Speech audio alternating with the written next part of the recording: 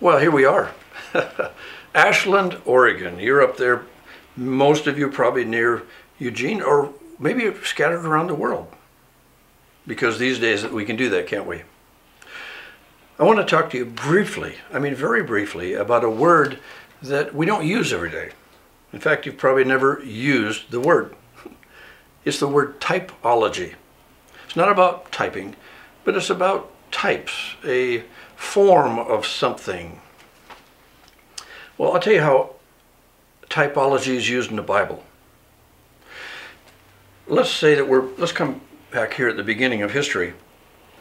All of Bible history is aiming at Jesus. I don't know if you knew that. Everything in the Bible is aiming at Jesus.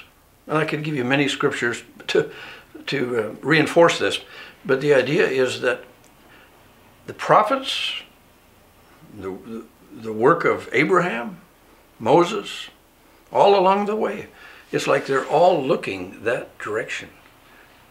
The prophets, 350 prophecies are about Jesus, his coming, where he would be born, where he would live, how he would die, how he'd be resurrected. So the prophets were pointing to the future. Everything was pointing that way. And there were some experiences that the Hebrew people had in the Old Testament that were sort of a preview of what was coming over here. Let me give you an example. One example would be Joseph. Joseph was as good as dead. He was sold by his brothers into Egypt. And when they came to see him later on, they would talk about him not knowing they were talking to him. And he'd say, "How's your family?" And they talked about the family, except for the one brother who's dead. He was as good as dead. In their minds, he was dead. But this is how typology works. There's a picture here that is going to correspond to Jesus.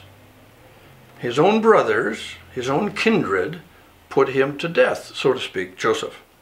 But it turns out he's not dead after all. And what does he do? He forgives those who were his executioners, as far as how they thought of it. So it's a story that is a preview of the story of Jesus. There's something in it that when we arrive at Jesus, we say, oh, that's what that was about. You know, you come to Moses, the great deliverer, and he takes the Jewish people, and just before they leave Egypt, they kill a lamb, and they have to put blood over the doorpost of the home. And wherever there is blood of the lamb, there is life. There's no death. No one's killed. But wherever there's no blood, then the firstborn of every family dies. See, that corresponds. In fact, the Bible says in the book of Corinthians that Jesus is our Passover lamb. So much of what was happening with the Passover event would correspond to Jesus. In fact, it would be at the Passover meal that he would explain more about what his death would mean. Oh, you come to the time when they went out into the wilderness. They're leaving Egypt, and Paul would later on say that their entering into the water of the Red Sea was much like our baptism. Or you move to sacrifice, where an animal takes the place of a human being. Leviticus, the first chapter, take a look at it.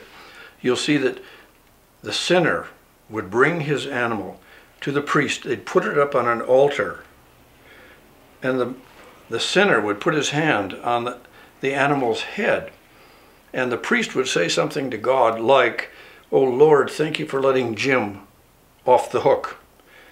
Thank you for letting this lamb take his place." And Moses wrote there in Leviticus that when that lamb died, it died in the place of the man. Wow, how's that a picture? How is that a picture of redemption, salvation? What would happen in the New Testament? I like to think of it like this. I like to think of it as if there's a big tree here, and the sun shines on the tree and casts a shadow. You look at the shadow, and you can see something about that tree. You can't see what color it is, you can't see the depth of it, you can't see what kind of fruit's on it, but you can see a lot of what that tree is about, and you follow the trunk and you get a sense of how tall it is, and you follow it, and what does it lead you to? The tree itself.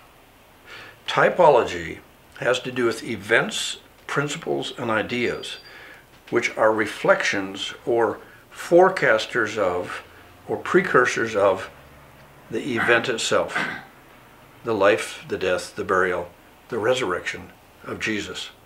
Typology, a good word to remember when studying the Old Testament and even the New. God bless you.